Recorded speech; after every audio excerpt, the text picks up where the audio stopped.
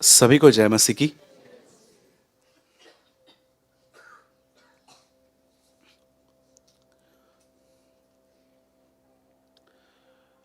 मैंने इस वीक में कुछ ऐसा सीखा है, पर मुझे आज चेहरे देखने पड़ रहे हैं कि पता नहीं ये लोग कितने लोग इस बात को सच में समझ पाएंगे। और मेरी प्रार्थना है कि अब आप उठना बैठना बंद कर दें और अपनी प्लेसेस पे बैठें आराम से। और मैं इतना कहना चाहता हूं, अगर आज का वर्ड नहीं समझा, जो मैं अभी 15 मिनट बोलूंगा और उसके बाद मैं प्रॉपर वर्ड पे आऊंगा, तो मुझे लगता है ये आप इसलिए नहीं समझ पाओगे क्योंकि कहाँ ना कहाँ आप यहाँ पर भी बैठकर कहीं और हो। और मैं आपको बताना चाहता हूँ, ये स्पेशली परमेश्वर ने एक मुझे अपनी पर्सनल लाइफ में ये वर्ड दिया है। सुनिए,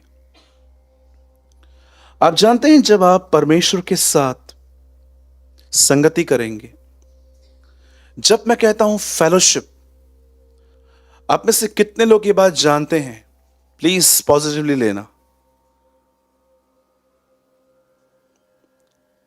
जब आदम और हवा के बीच में पहली बार शारीरिक संबंध बने, तो जानते हो बाइबल इस चीज को क्या कहती है?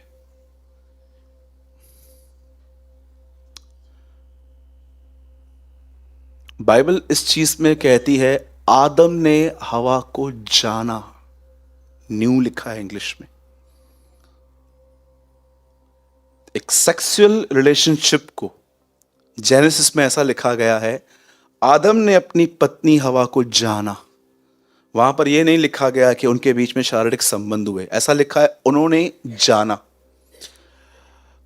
एक फिजिकल था। बट आप जानते हैं जब यीशु मसीह ने कहा कि अनंत जीवन यह है कि वो मुझे जाने, तो यहां पर बात स्पिरिचुअली है कि परमेश्वर के साथ इतने एक हो जाना। क्योंकि लिखा है जो प्रभु के साथ संगति में रहता है वो उसके साथ एक आत्मा हो जाता है।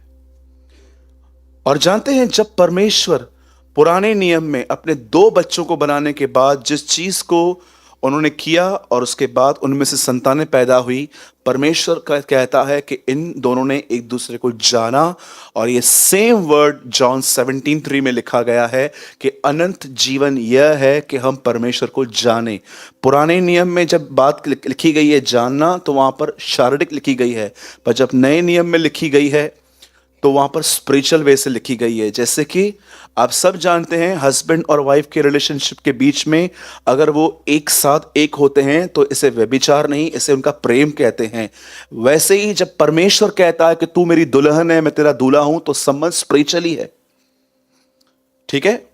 और सुनिए, जब आप परमेश्वर के साथ एक हो जाएंगे ना, तो मैं आपको बताना चाहता हूं आपके साथ एक ब्यूटीफुल एक्सपीरियंस होगा। आपको एक बहुत अच्छा अनुभव आपको होगा। आप जानते हो अनुभव क्या होगा? आपको कोई टीच करने की नीड नहीं पड़ेगी कि ये क्या है, ये क्या है। आप उन चीजों से प्रेम करने लग जाएंगे जिन चीजों से परमेश्वर प्रेम करता है, और आपको उन चीजों से नफरत हो जाएगी जिन चीजों से वो नफरत करता है। और ये आपको कोई पास्टर, कोई प्रचारक नहीं सिखाएगा, ये एक अनुभव मिलेगा आपको। अगर आपको ये एक्सपीरियंस नहीं मिला है कि परमेश्वर जिन चीजों से प्रेम करता है उन चीजों से प्यार करना, और प्रभु जिन चीजों से नफरत करता है उन चीजों से नफरत करना, तो मैं आपको बताना चाहता हूं शायद आप अब तक सिर्फ बाइबल पढ़ने में बिजी हो, लेकिन परमेश्वर के साथ एक हो जाने का अनुभव आपको नहीं है। क्योंकि इशू यह है कि आजकल लोग परमेश्वर से ज्यादा प्रकाशनों के पीछे हैं। रेवलेशंस वो बाइबल का एक पार्ट है, आप उसको गलत या मिस नहीं कर सकते हो, लेकिन बहुतों की जिंदगी उसी पार्ट में चल रही है। सिर्फ प्रकाशन, इस वचन का अर्थ, इस वचन का अर्थ, इस वचन का अर्थ, इस वचन का अर्थ। जैसे जैसे उनको नॉलेज मिलता जा रहा है उतना ही ज्यादा वो दूसरों को कम आंकते हैं। इसको क्या पता है, भले ही वो मुंह से नहीं कहते हैं, लेकिन उनका माइंड चलता रहता है।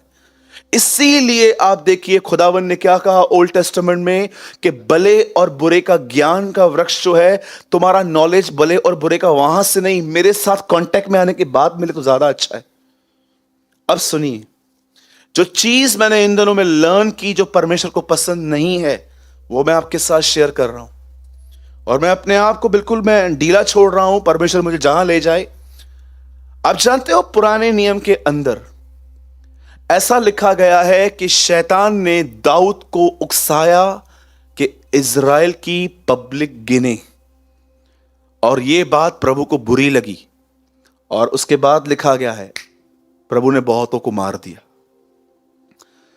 मैं एक बात सोच रहा था यहां पर, यह कौन सा पाप है, क्या गुनाह है कि प्रभु को इतना गुस्सा आया।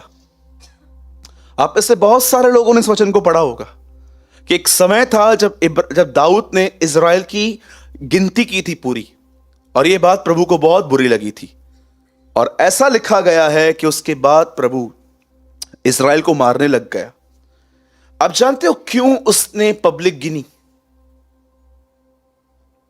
क्यों? आपको पता है, जब दाऊद देख रहा था कि हर जगह युद्ध का माहौल था, हर जगह पे लड़ाइयां हो रही थी, तब दाऊद ने लोगों को गिनना चालू किया कि अगर कल लड़ाई लग रही है, कल इज़राइल के ऊपर भी कुछ आ रहा है, तो क्या हम रेडी हैं?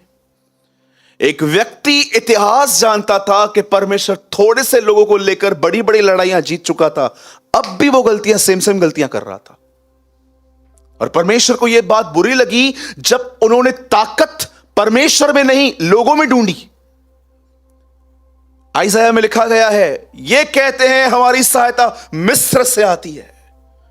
आपको पता है, जब आपके ऊपर प्रॉब्लम आती है और आपका पहला फोकस इंसान होता है, यह बात नफरत करता है खुदा कि यार ये लोग किधर जा रहे हैं, जबकि मैं इनके साथ हूं, मैं इनके साथ खड़ा हूं, मैंने इनको अनुभव दिया है पुराने नियम में लाल समुंदर का, मैंने इनको मन्ना दिया था, मैं आगे आगे चलता रहा था इनके, ये अभी भी लोग ढूंढ रहे हैं। बहुत सारे लोग हैं मसीह के अंदर, दुआएं यीशु के नाम में करते हैं, मदद की आशा किसी और से करते हैं। They are idol worshippers, the Bible says. उनके पास इतिहास था, आप पढ़ के देखिए, यरीहो के आजू बाजू कोई बड़ी पब्लिक नहीं घूम रही थी, कुछ ही लोग घूम रहे थे, और वो जो दीवारें थी वो उनके फावड़ों और हथौड़ों से नहीं टूटी थी, वो परमेश्वर की सामर्थ से टूटी थी। ये पढ़ाई करने के बाद भी अब एक व्यक्ति जनगणना कर रहा था, और लिखा है प्रभु को ये बात बड़ी बुरी लगी। यार लड़ाई में तुम्हें मैं बेचता हूं, दुश्मनों को मैं तुम्हारे वश में कर देता हूं, तुम्हें ताकत मैं देता हूं गोलियत से लड़ने के लिए, और अब भी तुम पब्लिक गिन रहे हो। जानते हो इसे आप अपने लाइफ पे कैसे अप्लाई कर सकते हो? जब परमेश्वर एक व्यक्ति को देखता है ना कि आज भी उसका दृष्टिकोण खुद पर है, ये बात उसे पसंद नहीं आती।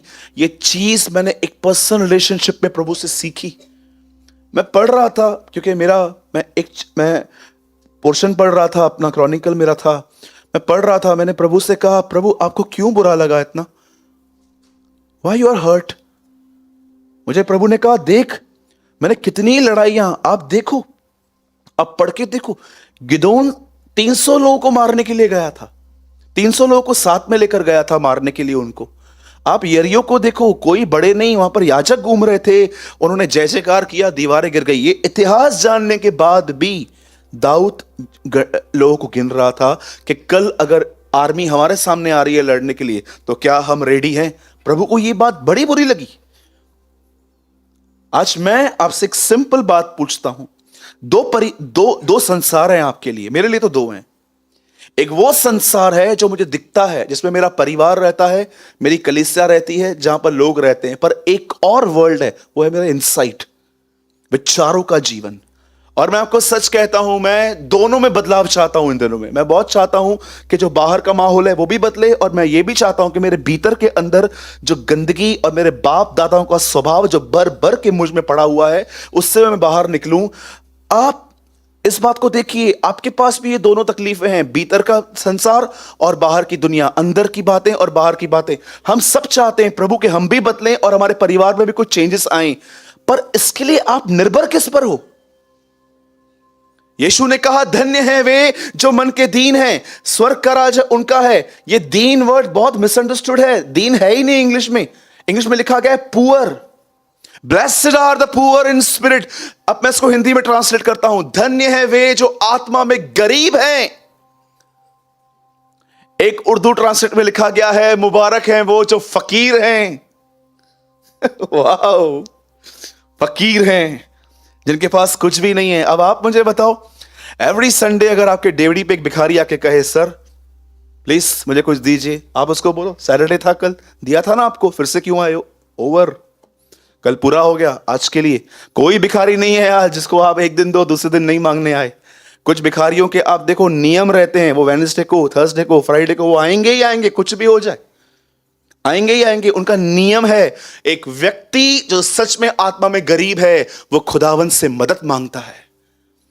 पर जानते हो यीशु ने क्या कहा? उसके राज्य में कौन नहीं आएंगे? धनवान, जिनको लगता है प्रभु क्या मैं,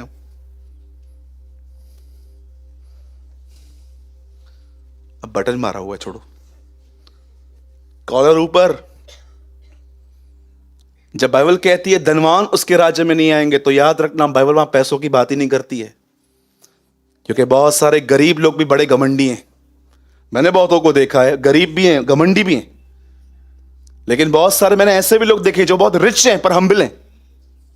ऐसा नहीं है कि हर अमीर घमंडी होता है, ये गलत हो आप। मैंने ऐसे बहुत सारे लोग देखे, पॉकेट में 1 रुपया भी नहीं है लेकिन खड़े ऐसे रहेंगे।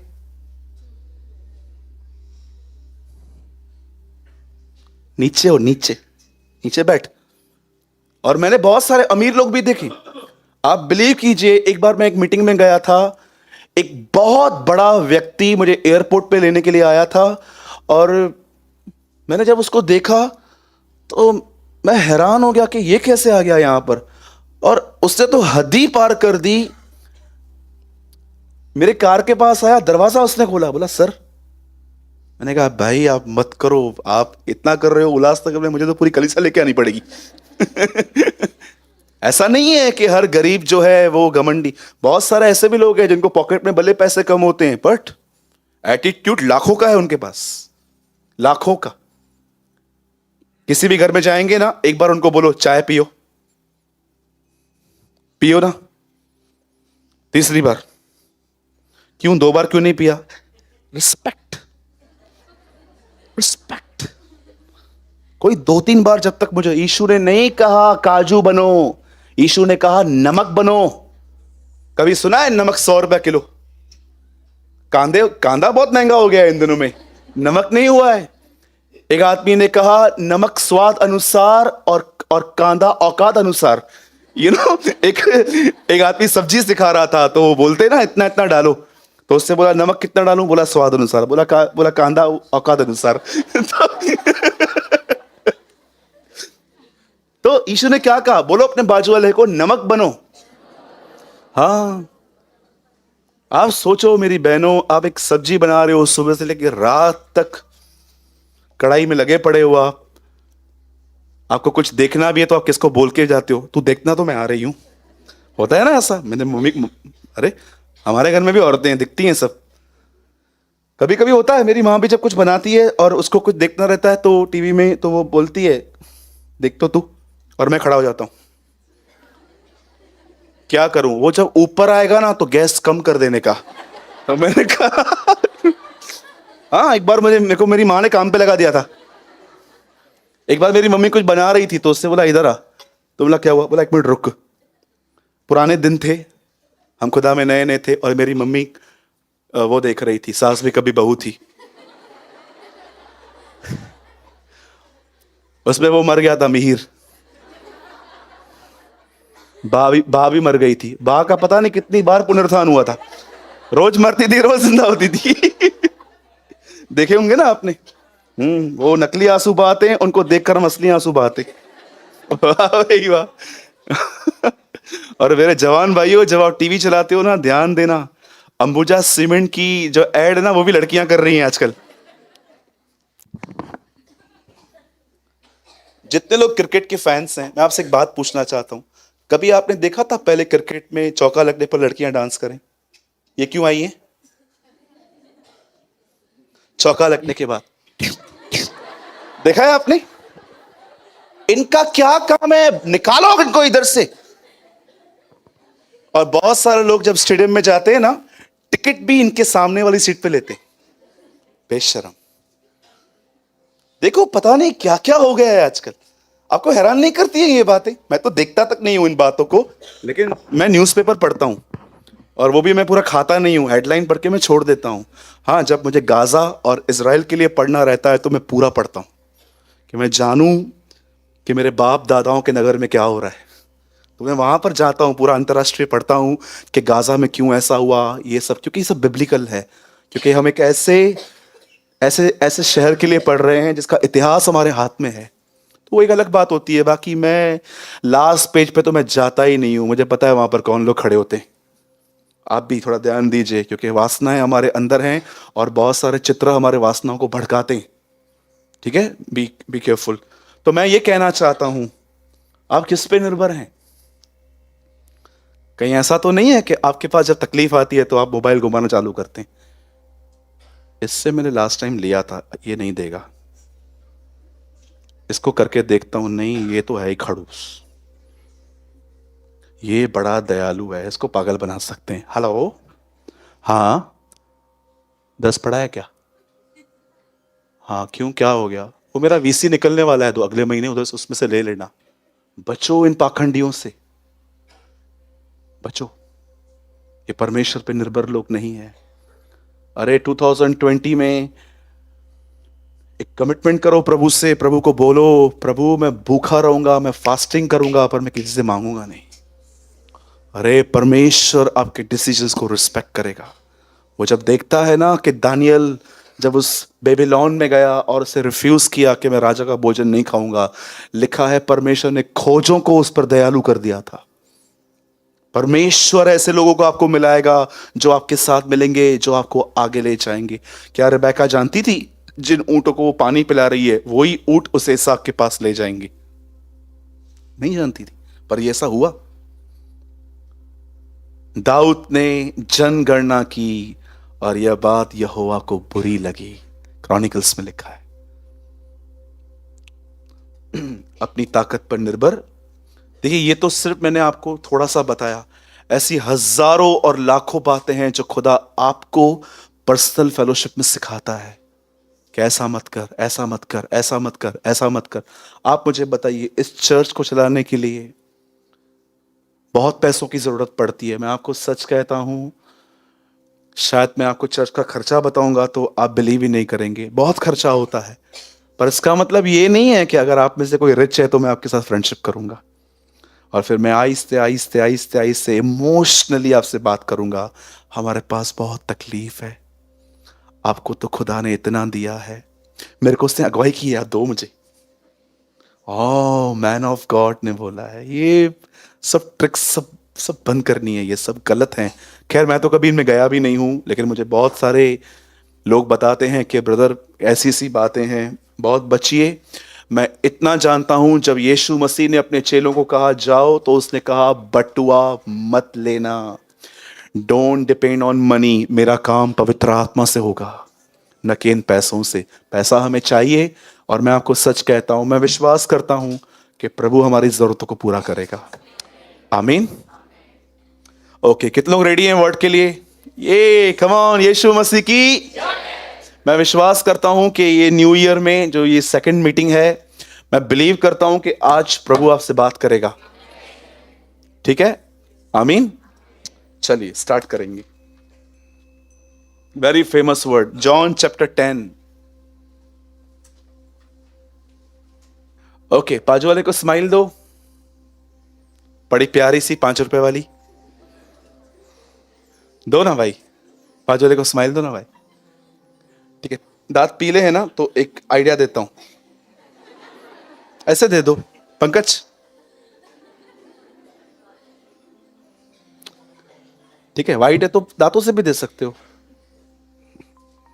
आई होप सबके सफेद हैं।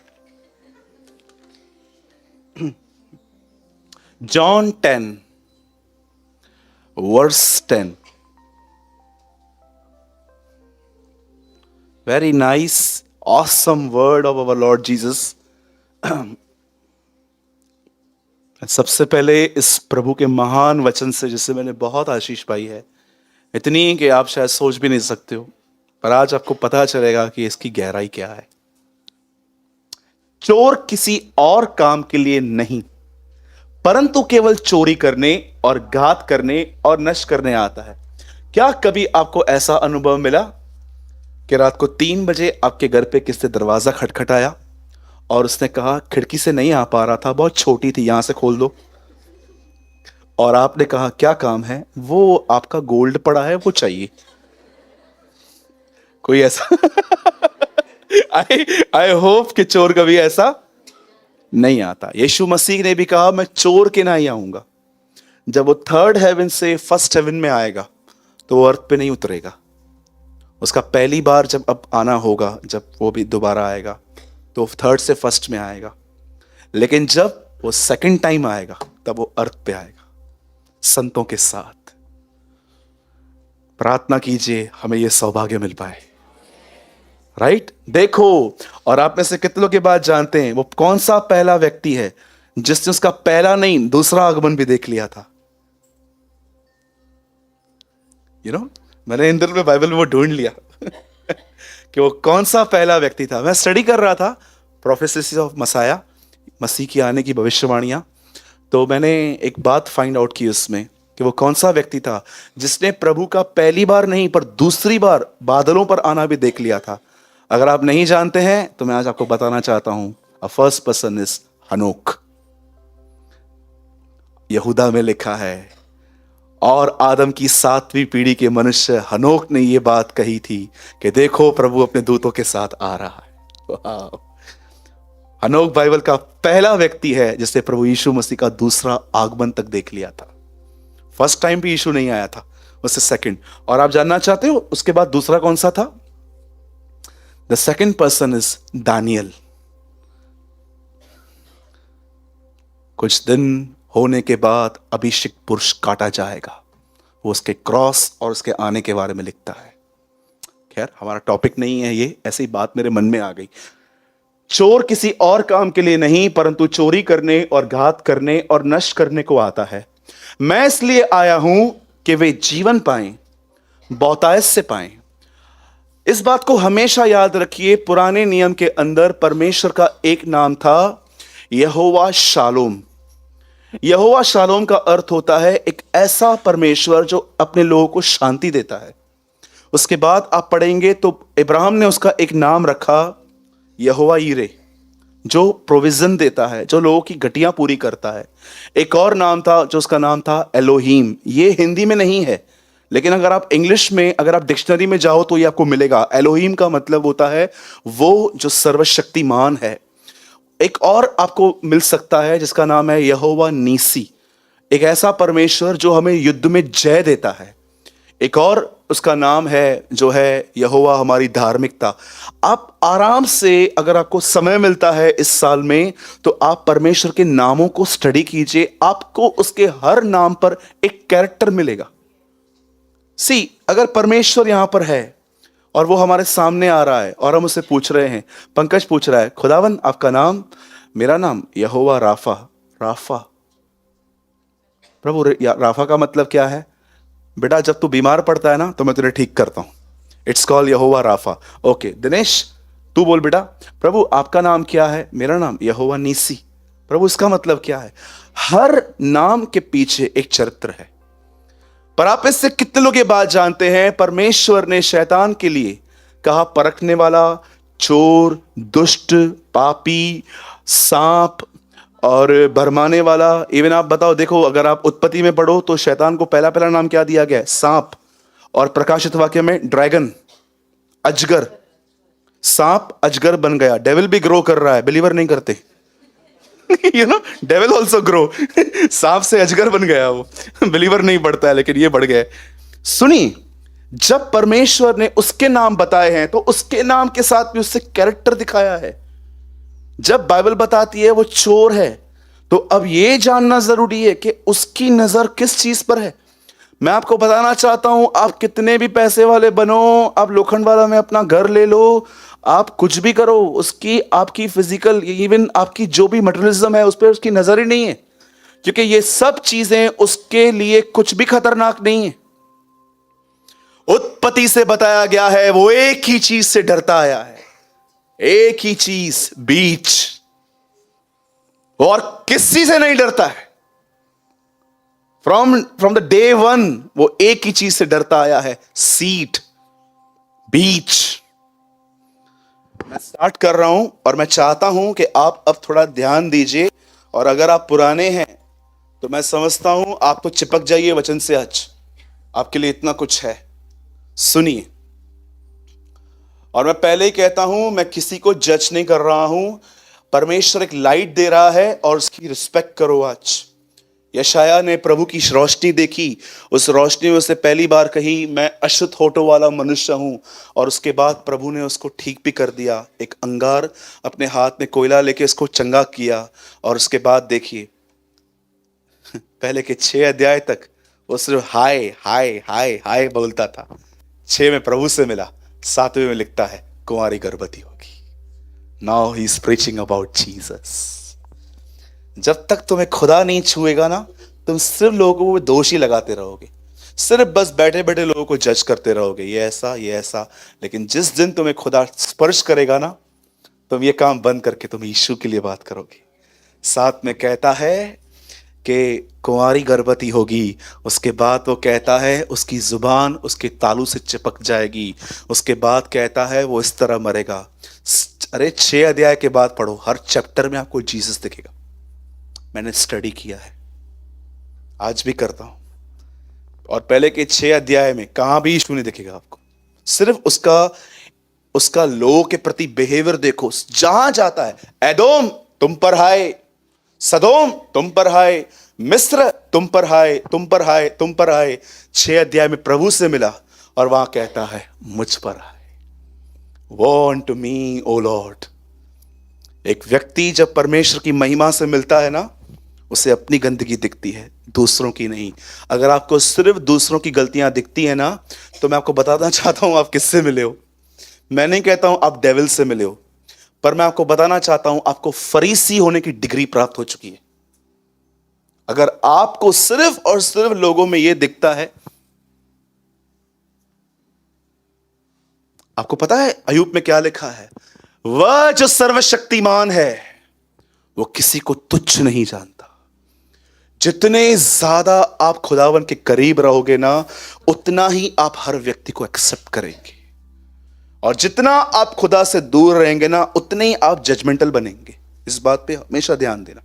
जजमेंटल का मतलब समझते? बोलो, मन में न्याय करना। आज लोग इतना पजेस हैं इन आत्माओं से, और उनको ये चीजें नॉर्मल लगती हैं। अरे मैं तुमको कहता हूं फास्टिंग में जाओ, खांसी होगी तुम्हें, बॉन्डेजेस टूटेंगे तुम्हारे अंदर से। नॉर्मल चीज लगती है आपको ये? कैसे छुटकारा पाया है मैंने, प्रभु जानता है। मुझे खांसी होती थी मुझे जब ये बॉन्डेज टूटते थे मेरे अंदर, मैं प्रभु को बोलता रहा, प्रभु ये क्या है, मुझे काम करने दे। सुनिए, बाइबल ऐसा बताती है चोर किसी और काम के लिए नहीं, परंतु केवल चोरी करने, घात करने और नष्ट करने आता है। मैं इसलिए आया हूं कि वे जीवन पाएं और बहुतायत से पाएं। भाई English, A thief come to steal, kill and destroy, but I came to give life, life that's full and good। बस हिंदी लगा दीजिए, ध्यान दीजिए। अब जब वचन कहता है आदम ने पाप किया, तब परमेश्वर उसे एक बात कहता है, सुन, एक स्त्री आएगी, अब उस स्त्री का जो बीज होगा वो तुझे कुचलेगा, वो तुझे मारेगा। जब शैतान ने इस बात को सुना, मैं पूरी तरह से बिलीव करता हूं शैतान यह बात समझ गया कि यह बीज एक व्यक्ति है, यह बीज एक व्यक्ति है। उसके बाद मैं बिलीव करता हूं उसने आदम और हवा के ऊपर स्टडी करना पूरी तरह से जारी रखा। आपको पता है डेविल अच्छे से आपकी स्टडी करता है, इतना गहराई से कि एक बिलीवर भी आपको इतना डिसर्न नहीं कर सकता। आपको पता है वो हमेशा आपको दूर से देखता रहता है।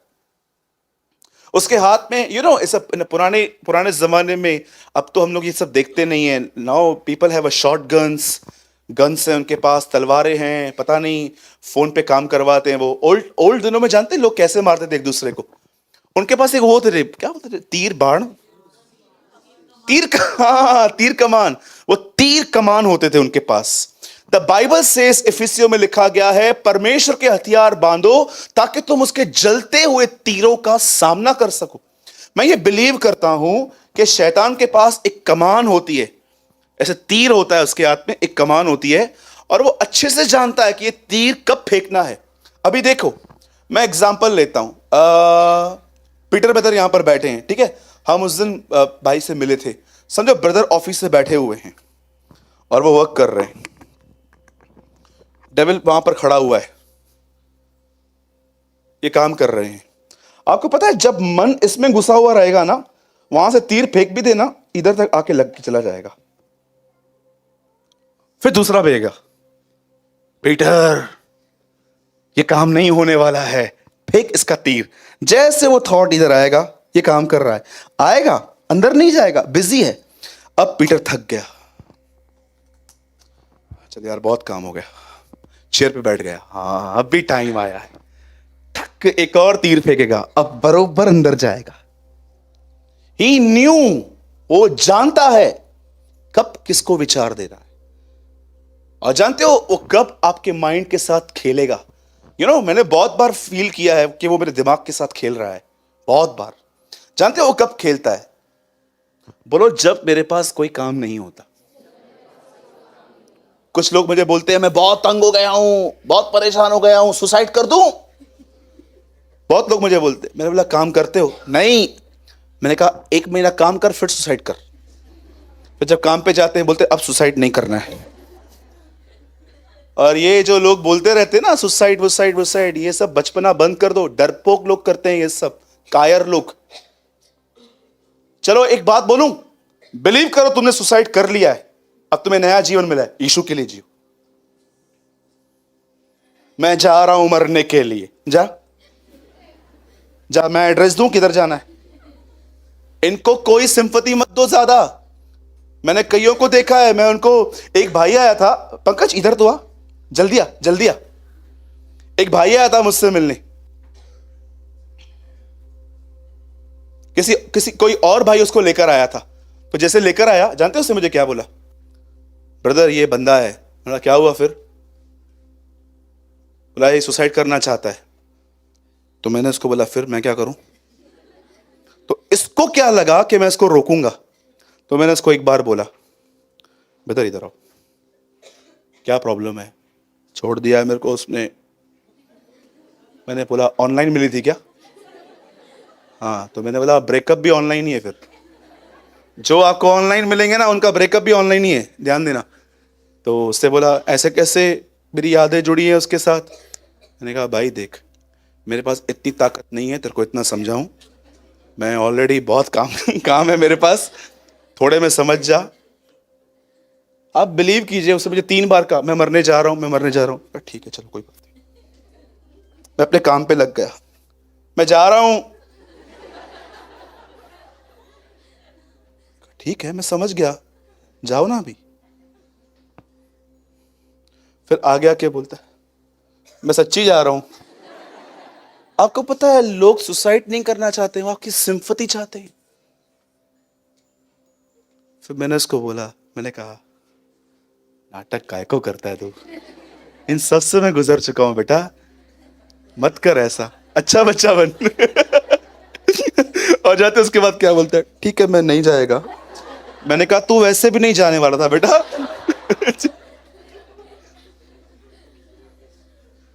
कई बार बहनें जब तंग हो जाती है ना, ये बोलती हैं मैं चली जाऊं ना तो सजो घर ये रुली वेंदो है, घर पूरा चला आपका खत्म हो जाएगा। सुनिए बहनों, मैं आपकी तरफ से बात कर रहा हूं, मत बोलो उल्लासनगर में बहुत रेस्टोरेंट्स खुल गए हैं, भारी पड़ जाएगा आपको कभी। मुझे एक बात बताइए, क्या होगा सुसाइड करने से? बहुत लोग बोलते हैं जा रहा हूं मर रहा हूं मर रहा हूं, क्या होगा? सुनिए, ध्यान दीजिए, अबॉर्शन एक मर्डर है। एक बार बच्चा अंदर आया और आप उसको कहते हो कि नहीं, अबॉर्शन एक मर्डर है। कितने लोग ये बिलीव करते हैं सुसाइड करना एक मर्डर है? बता, मैं किसको मार तो नहीं रहा हूं। कुरिन्थियों में लिखा गया है, तुम दाम देकर मोल लिए गए हो, तुम समय के नहीं हो। जो चीज आपकी नहीं है आप उसे कैसे मार रहे हो? क्यों बाइबल सुसाइड को एक मर्डर कहती है? क्यों बाइबल अबॉर्शन को मर्डर कहती है? क्योंकि आप अपने नहीं हो, आपको खुदावन ने खरीदा है, उसकी खरीदी हुई। इसीलिए बाइबल अपने ऊपर दोष लगाने को भी पाप कहती है। डोंट कंडेम योरसेल्फ, क्योंकि आप अपने नहीं हो। जो चीज खुदा की है उसको कहने का आपको कोई अधिकार नहीं है। जब शैतान को यह बात समझ में आ गई, उसने आदम पे स्टडी की। आपको पता है उसके बाद क्या हुआ? बाइबल ऐसा बताती है, उसके बाद उसे एक बेटा पैदा हुआ जिसका नाम था हाबिल। अब आप में से कितने लोग ये बात जानते हैं? शैतान हाबिल को ही यीशु समझने लगा था। उसे केन को भर दिया और केन ने उसे मार दिया। मुझे ऐसा लग रहा है कि यह होने के बाद नरक में जश्न मनाया गया था। शैतान ऊपर गया, खत्म हो गया बीच, लाओ वोडका, लाओ दारू, लाओ, आओ डीजे पार्टी चालू करो, उलाला उलाला चालू करो, और सब डांस कर रहे थे। पर जानते हो हुआ क्या? अचानक इनकी नींद जानते हो कब खराब हुई? जब उन्होंने मूसा को एक बात कहते हुए सुन ली। मुझे लगता है इनका जश्न उस दिन खत्म हो गया। मैं पर्सनली ये बिलीव करता हूं, भले आप मुझसे करो न करो, क्योंकि मैं तो बाइबल में घुसूंगा। मैं आपको सच कहता हूं, मैं ये बिलीव करता हूं, जिस समय केन ने हाबिल का मर्डर कर दिया, शैतान नरक में गया, उसने पार्टी की, कई महीनों तक ये पार्टी चली। लेकिन एक दिन इनका दिमाग तब खराब हुआ जब मूसा ने एक बात कही, और उसके बाद इन्होंने सोचा कि यार ये क्या है। मूसा ने कहा, परमेश्वर तुम्हारे बीच में मुझ जैसा एक नबी उठाएगा, और जो कोई उसकी बात नहीं मानेगा वो अपने लोगों में खत्म हो जाएगा। तब ये फिर से सोचना चालू हो गए कि भाई वो आदमी तो मर गया है, अब ये किसकी बातें चल रही हैं। फिर से उन्होंने वापस ढूंढना चालू किया, और एक दिन जब शैतान ने देखा कि दोनों को लीड किया गया है, परमेश्वर कितना अच्छा मददगार है। ज्योतिषियों को तारा देख देख के मदद कर रहा था, और इजरायलियों को कहता है, सुनो, एक बच्चे को, तुम बालक को चरनी में कपड़े में लिपटा हुआ देखो, वो होगा। दोनों को चिन्ह दिया, और शैतान इस बार भी सोचने लग गया, यार अब तक इस व्यक्ति के बारे में कुछ पता नहीं चल रहा, ये है कौन, और उसे सारे बच्चों को मरवा दिया। लेकिन मैं आपको बताना चाहता हूं, बीज ने जन्म ले लिया था। आइए उस बीज के लिए ताली बजाएं।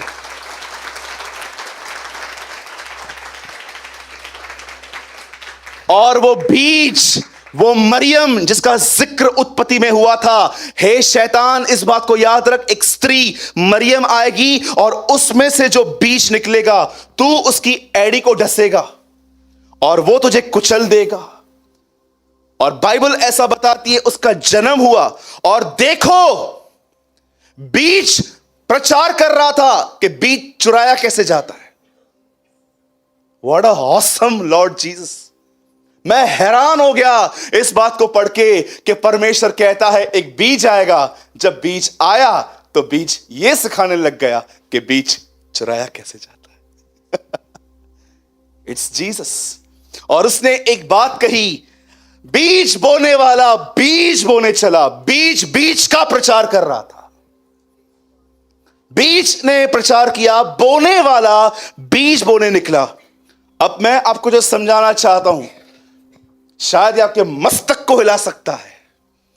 बाइबल बताती है, परमेश्वर ने कहा एक बीज आएगा स्त्री के द्वारा, वो शैतान को कुचलेगा। जब वो बीज यीशु मसीह मरियम के द्वारा पैदा हुआ, तो बीज ये समझा रहा था कि बीज को चुराया कैसे जाता है।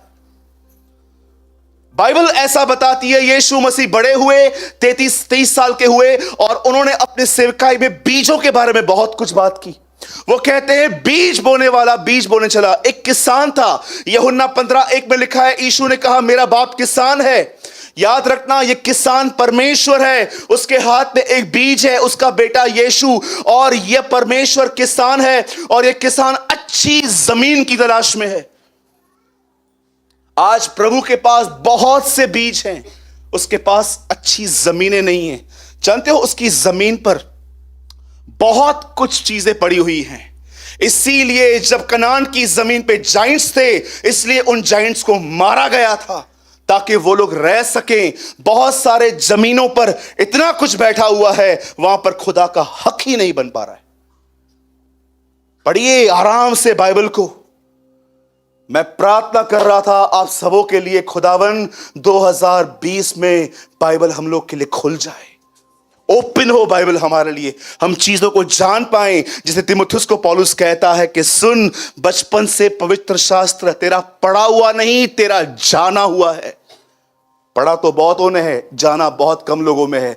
जो जानते हैं ना वो नम्र होते हैं, जो जानते हैं ना वो बहनों की इज्जत करते हैं, जो जानते हैं ना वो पैसों की लेन देन नहीं करते, जो जानते हैं ना वो कभी अपना रुपया ब्याज पे नहीं दे सकते, जो जानते हैं ना वो ऐसे लोग होते हैं, आप उनको कुछ बोल भी दो, उनके बिहेवियर में आप कभी फर्क नहीं देखोगे। क्योंकि लिखा है जो ज्ञान ऊपर से है वो एक इंसान को समझदार और नम्र बनाता है, लेकिन जो नॉलेज हम खुद अपने बुद्धि से इकट्ठा करते हैं, एक वचन यहां से, वो हमें प्राइडफुल व्यक्ति भी बना सकता है।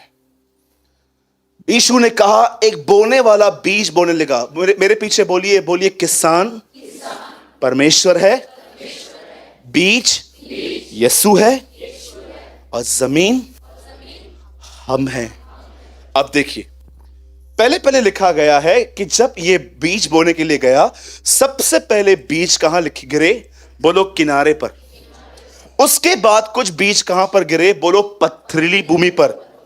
उसके बाद कुछ बीज गिरे झाड़ियों में, और अंत में कुछ अच्छी जमीन पे गिरे। कोई 30 गुना फल लाया, कोई 60 गुना, कोई 100 गुना। अब सुनिए, मैं ये बिलीव करता हूं इन तीनों जमीनों में कहां ना कहां हम फिट बैठते हैं। आप बिलीव करते हैं? सुनिए, पहली जमीन के बारे में यीशु ने क्या कहा? सबसे पहले उसने कहा ये वे हैं जो मार्ग के किनारे गिरे। ये किस कैटेगरी के लोग हैं? आपको पता है लोग कभी कभी क्या करते? ये देखिए,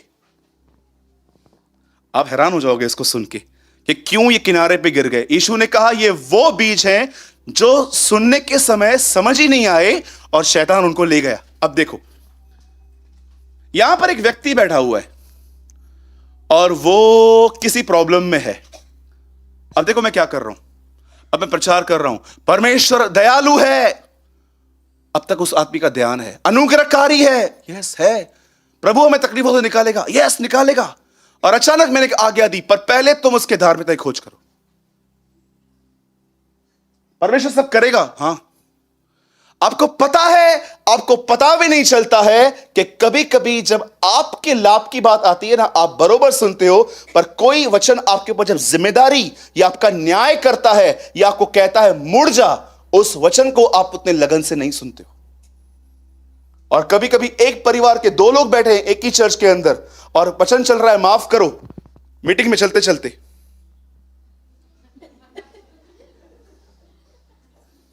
और वो भी शाना नहीं करूंगा,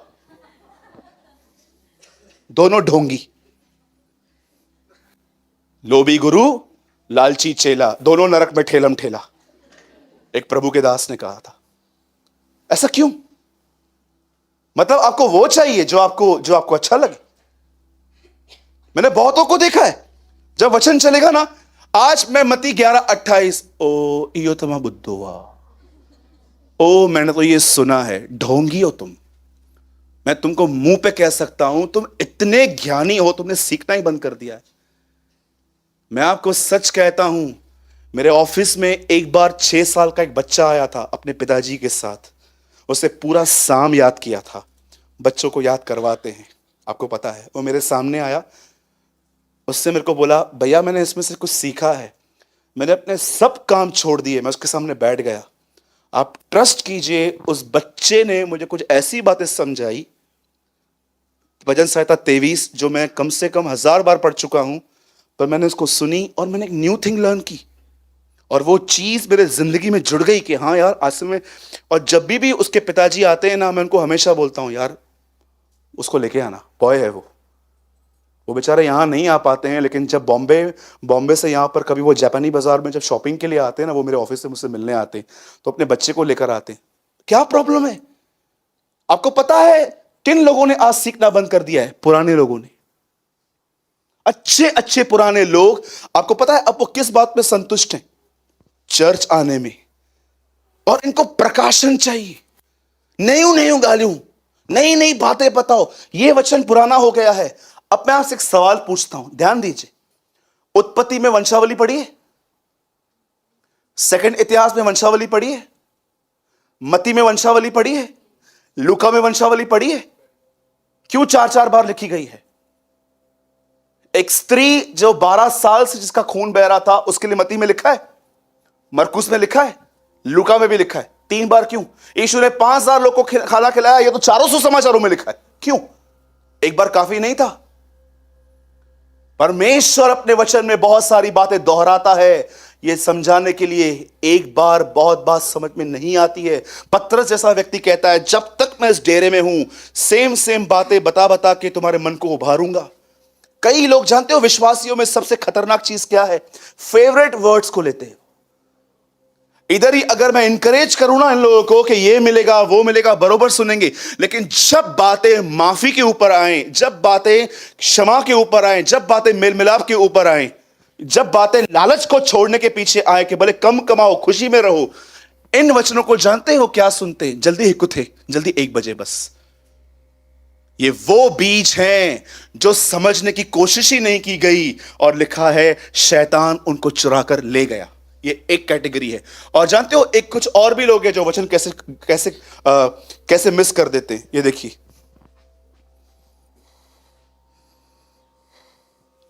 ये देखिए, भीड़ में बैठे होंगे,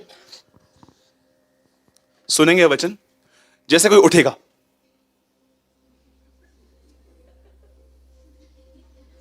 हालेलुया, हाँ हालेलुया। एक मुझे बात बताओ, वो उठता है, आप क्यों देखते हो? या कोई बहन पीछे से आगे आके बैठेगी, सब बहनें, आपको क्या करना है? इतने जजमेंटल क्यों हो आप? मैं घमंड नहीं कर रहा हूं। अगर कोई कर्म परमेश्वर के वचन से भी नहीं सुधरा, मुझे नहीं पता है वो किससे सुधरेगा फिर। Trust me.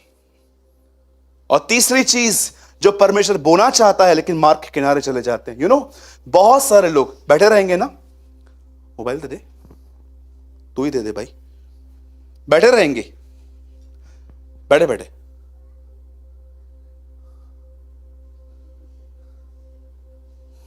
बार बार उनका ध्यान मोबाइल पॉकेट में पड़ा हुआ है, पर मन पॉकेट में घुसा हुआ है। ये सारी वो बातें हैं, बच्चे का उठना, वो बहन उठी, फेवरेट वर्ड्स लेना, जब ऐसा वचन आए जिम्मेदारी से, जो जिम्मेदारी फेंके, ऐसे वचनों को आज लोग मार्ग के किनारे छोड़ के जा रहे हैं। उसके बाद यीशु कहता है, अब एक जमीन ये है जो पथरीली भूमि वाली है। ये बेचारे अच्छे लिसनर्स हैं, ये बहुत अच्छे से सुनते हैं। अगर आप देखो तो ये लोग नोट्स भी बनाते हैं, बरोबर सुनेंगे, बैठेंगे, मस्त ॾिसूं नेगेटिव छा थो ॻाल्हाए, बहुत सारी बातें, बहुत सारे भाई बहन वो बैठेंगे, अच्छे से सुनेंगे बैठ के। लेकिन मैं आपको बताना चाहता हूं, यहां से जाने के बाद उन्हें ये पता ही नहीं है कि जो बीज परमेश्वर ने आज उनको दिए हैं, ये अंदर जड़ तक कैसे जाएंगे। कभी उनको पता ही नहीं चल पाता है। जानते हो कैसे? मैं आपसे पूछना चाहता हूं, जो आप सुनते हो, क्या आप एवरीडे कुछ टाइम निकालते हो उन चीजों को बैठ के उसको मेडिटेट करना, मनन करना? लिखा है जड़ न पकड़ने के कारण, लिखा है एक तो पथरीली भूमि पर गिर गए, और फिर जड़ नहीं मिली और सूरज निकला, वे जल गए। आपको पता है मसीह में कौन लोग जलते हैं? बोलो जलते हैं। बोलो जिनके अंदर वचन जड़ नहीं पकड़ा है, वो जलते रहते हैं। ऐसे ही जलेंगे बैठ के, दूसरों की सेवकाई के लिए जलेंगे, उसको प्रभु उठाएगा उसको जलेंगे, किसी की मिनिस्ट्री बढ़ रही है उसको देख के जलेंगे। आपका जलना चिन्ह है कि वचन ने आपके अंदर जड़ नहीं पकड़ी है। समझ पा रहे हो मेरी बातों को? पहले कौन से लोग थे? बोलिए जिनका मन भटकता रहता है। बोलो चर्च में रहकर भी नहीं रहते। फेवरेट वर्ड्स लेते हैं अपने। आप किसी भी घर में जाओगे ना, आज एक पेंटिंग हमेशा लगी हुई रहती है, विश्वास करने वाले के लिए सब कुछ हो सकता है। किसी ने यह वचन लगाया है आज तक, हमारा प्रभु भस्म करने वाली आग है। बोलिए, तुम दुष्ट आत्माओं और प्रभु के कटोरे में से एक साथ नहीं पी सकते। पढ़ा है आपने कभी? किसके घर में नहीं पढ़ा होगा? आपने पढ़ा है? बोलिए। फेवरेट वर्ड्स लेना, अपने पसंदीदा बातें ले लेना। सोचो, कल रात को आपके पति के साथ आपका झगड़ा हुआ और नेक्स्ट डे वर्ड चल रहा था फॉरगिव के ऊपर, और आपको पता है आप क्या महसूस कर रहे हो? आज रात को ये मुझसे माफी मांगने आएगा। Very good, well done, well done. Thumbs up मतलब एक्सेप्ट। दूसरे लोग कौन है? बोलो, ये वचन अच्छे से सुनते हैं। मीटिंग के बाद उस वचन से इनका दूर दूर तक कोई वास्ता नहीं है। घर आएंगे, क्या हुआ? मैं मीटिंग अटेंड करके आया। वर्ड क्या सुना? रुक बताता हूं। नहीं, अच्छा, बहुत जबरदस्त वचन था। अरे भाई लगी हुई भाई, ये रड़ी वो करे ब्रदर। क्या सुना? क्या आपने सुना? क्या बोलिए। अरे वचन याद ही नहीं है, मेडिटेट कहां से करो? लिखा गया है, ये वो हैं जो जड़ न मिलने के कारण वे जल्दी उगाए। मैं आपको सच कहता हूं, मेरे ऊपर एक आदमी ने हाथ रख के जानते क्या कहा? फुल टाइम मिनिस्ट्री कर। और कहां न कहां मैं ये बात जानता था कि इसने मेरे नॉलेज पे इंप्रेस होकर ये बात कही है, खुदा की तरफ से नहीं कही है। महाराष्ट्र की बात बता रहा हूं। एक आदमी मेरे सामने आया, उसने मेरे पर हाथ रख के कहा, गो और जा और मिनिस्ट्री कर। और मुझे एक बात बहुत अच्छे से पता है, जब परमेश्वर मुझे बुलाएगा, मुझे कभी भी जॉब छोड़ने के बाद किसी से 1 रुपया मांगने की जरूरत नहीं होगी। प्रभु मेरा प्रोविजन भी करेगा। और जानते हैं, जब उन्होंने मुझे कहा कि ऐसा करो, मुझे खुदा क्या कह रहा था? ये एक अच्छा व्यक्ति है, पर इस टाइम पे ये अपने मन के अनुसार बात कर रहा है। और जब मैं घर पे आया, मैंने प्रभु से कहा, प्रभु मैं क्या करूं?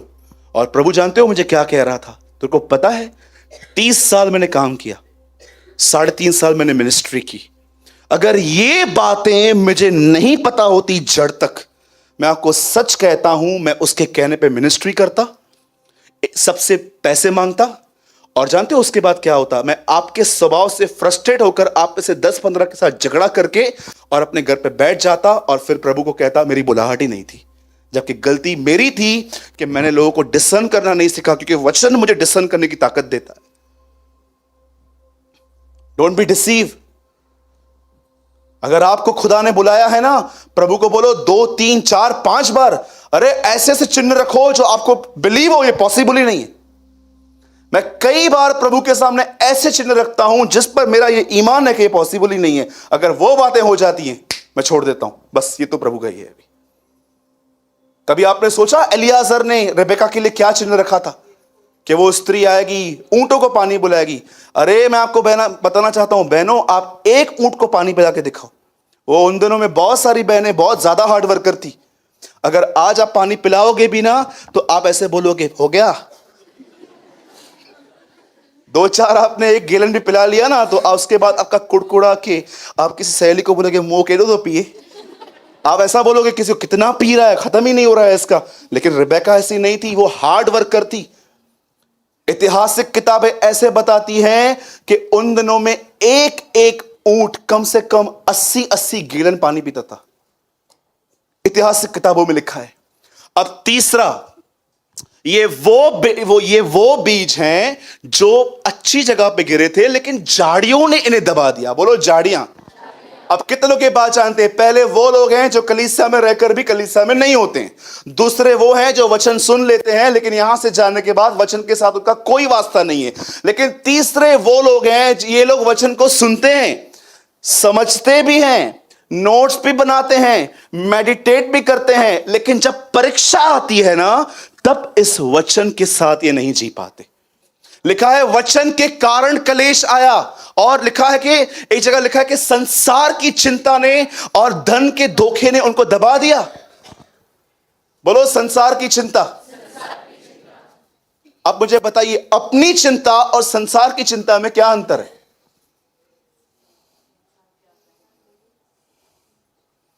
एक बात समझ में आती है ना, खुद की चिंता ये सबके पास होती है। संसार की चिंता, बिल्कुल सही बात, लोग मेरे बारे में क्या कहेंगे, इसकी चिंता। अरे इतना लोग इतने बॉन्डेजेस में हैं इस बात को लेकर, आप खाली कोई उनको उनके लिए कुछ बोलो, और अगर ये बात वाया वाया उनके तक पहुंची कि आपके लिए सो एंड सो पर्सन ऐसा कह रहा था, मेरे लिए क्या बोल रहा था, अच्छा सुन सुन सुन सुन, मैं तेरे को बाद में करता हूं, मैं बिजी हूं। नहीं, रुको रुको रुको रुको रुको रुको रुको, पहले बता। अरे मैं कर रहा हूं, उससे फोन रख दिया। 15 मिनट के बाद हो गया फ्री तू? हाँ हो गया। क्या बोल रहा था? वो कह रहा था कि आप ऐसे ऐसे हो। अच्छा, सामने बोला हूं तो तू ऐसे बात करेगा उससे? तू बोलेगा ना बीच में? मुझे एक बात बताइए, अपने आप को राइट ठहराने की लस्ट आपके अंदर क्यों है? क्यों आप साबित करते रहते हो मैं सही हूं? क्यों आप इस बात की लस्ट में रहते हो कि हर एक के अंदर मेरी इमेज एक अच्छे व्यक्ति की हो? यह पॉसिबल नहीं है। पीटर भाई, अपन बपतिस्मा लेते हैं इसलिए क्योंकि हमने यीशु पर विश्वास किया, पर आपको पता है जीसस के लाइफ में बैप्टिज्म का डेफिनेशन बहुत अलग है। जब वो अपने कजिन जॉन द बैप्टिस्ट से बपतिस्मा ले रहा था, जानते हो उसका कजिन क्या प्रचार कर रहा था? मैं ऐसे सोचता हूं यीशु लाइन में था, उसका प्रचार ऐसे सुन रहा था। क्या प्रचार हो रहा है? अपने पापों से पश्चाताप करो और बपतिस्मा लो, तब परमेश्वर तुम्हारे पाप क्षमा करेंगे। यीशु सुन रहा था। एक भी वर्ड यीशु की लाइफ के लिए फिट नहीं था, वो सुन रहा था। जब वो क्यू में आया, वो अपने भाई को कहता है बैप्टाइज मी, मुझे बपतिस्मा दे। जॉन थोड़ा उसको समझ के कहता है सर आप मुझे दो। चलो कंपटीशन, कौन ज्यादा नम्र होता है? यीशु ही जीता। वही जीतता है नम्रता में हमेशा। अब सुनिए, क्या जब यीशु बपतिस्मा लेके पानी के ऊपर आया होगा और जब पानी से पूरा नहला हुआ बाहर आया होगा, जो लोग उसे देखते थे वो क्या सोच रहे थे? ये भी पापी है। तो मैं जो सोचना है सोचो, मैं अपने उसकी मर्जी पूरी करूंगा। आपको पता है द मीनिंग ऑफ बैप्टिज्म, बपतिस्मा का सही अर्थ क्या है? मैं लोगों के ओपिनियंस के लिए मर चुका हूं। आप मुझे कहो स्वर्गदूत, मुझे पंख नहीं आएंगे। आप मुझे कहो भूत, मुझे सींग नहीं आएंगे। आपके बोलने से मुझे लाइफ में कुछ फर्क नहीं पड़ना चाहिए। That is called a real baptism. इधर किसी को कुछ बोलो, 5-5 6-6 दिन बातें अंदर चलती हैं। आइस से पहले बीज बोएंगे, भाई ने मेरे को ऐसा बोला, ये बहन ने मेरे को ऐसा बोला, भाई ने मेरे को ऐसा बोला। फिर जानते हो क्या होगा? इस बीज में से आएंगे पेड़, उसमें फल आएंगे, ये फल तोड़ के हर को खिलाएंगे। भाई है ही गंदा, ये ले, भाई है ही गंदा, भाई है ही गंदा, भाई तू है। पहले फल खिलाएंगे। और अब बात आ रही है चौथी जमीन की। बोलो चौथी जमीन। अपना दाहिना हाथ उठाओ और खुदा से कहो मुझे ऐसा बना। ये वो लोग हैं जो वचन को सुनते हैं, ये कलीसिया में आते ही वचन के लिए हैं। और ये वो लोग हैं जो आराम से सुनने के बाद ये नहीं कहते ये वचन उसके लिए था, मेरे लिए था। ये वचन मेरे लिए था, ये वचन मुझे जिम्मेदार ठहराता है। और उसके बाद ये घर के अंदर इस वचन को जड़ तक रखते हैं, इसके बारे में सोचते हैं खुदा आपने मुझसे बात की है, आप मुझे ऐसा बनाइए। और उसके बाद जानते हो क्या होता है? उसके बाद न केवल ये बोलते हैं पर इस वचन की कबूली करते हैं, कन्फेशन करते हैं कि हाँ खुदा मैं ऐसा बनूंगा। सुनिए पंकज, प्रेरित के काम, sorry I am so sorry, भजन संहिता 1 अध्याय का आखिरी वचन। ये वो लोग हैं जो घर के अंदर इस तरह रहते हैं, क्योंकि यहोवा 5 4 3 वह उस वृक्ष के समान है जो बहती नालियों के किनारे लगाया गया। इंग्लिश,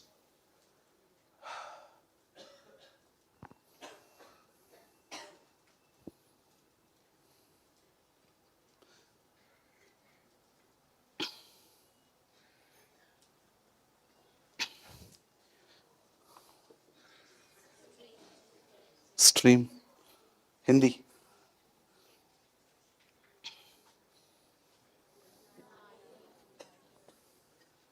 कभी पढ़ा है आपने ये वर्ड ध्यान से? ये उस इंसान का चित्र है जिसने बुरी संगति छोड़कर परमेश्वर के वचन को ध्यान दिया है। क्या कहती है बाइबल? वो नालियों के किनारे, नालियों में क्या होता है? पानी, पवित्र आत्मा। उनकी जिंदगी की जड़ ही नालियों में है, होली स्पिरिट। उनका वास्ता परमेश्वर के वचन और उस पानी से है जो उस नाली में बहता है। मैं कल सोच रहा था, प्रभु आपने भजन सहायता में कहा एक व्यक्ति है जो दुष्टों की संगति में नहीं रहता, ठट्ठा करने वालों की मंडली में नहीं घूमता, न बुराई के मार्ग पे चलता है, पर उसने अपना ध्यान वचन पर लगाया है। और उसके बाद लिखा है ये वह व्यक्ति है जो बहती नालियों में, नालियों में क्या रहता है? पानी। उसकी जड़ पवित्र आत्मा में। लिखा है ये अपनी ऋतुओं में फलेगा। मेरे भाइयों और बहनों, एक सच्चा व्यक्ति अपने घर जाकर न केवल इन वचनों को सुनता है पर उसको मनन करता है, और वो अपनी जड़ जो है ना वो उस नालियों में रखता है पवित्र आत्मा में, कि परमेश्वर मुझे क्या कह रहा है। इसीलिए लिखा है जिसके पत्ते कभी नहीं मुरझाते, इसलिए जो कुछ पुरुष वह करे वह सफल होता है। मैसेज ट्रांसलेशन में लिखा है यहोवा उसे सफल कर देता है। आज क्या है आपकी जड़? क्या आपकी जड़ वर्ड और क्या ये नाली है? पानी बहता रहता है उसमें।